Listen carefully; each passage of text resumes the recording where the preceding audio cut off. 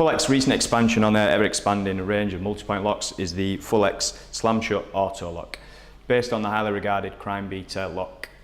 When combined with their bespoke intumescent kits, this lock will achieve FD30 and FD60 on both timber and composite doors. So the Crimebeater AutoLock has an actuator unit positioned between the centre gearbox and the top deadbolt, and once the actuator pin touches the keep that's positioned on the frame on the doors, the deadlocks will fire.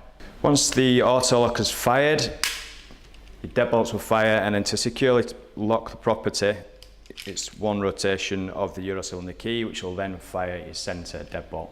In terms of the technical specification, faceplate 1720 millimeters, 20 millimeter faceplate, radius end, 3 deadbolt door lock, 45mm backset with a dual spindle.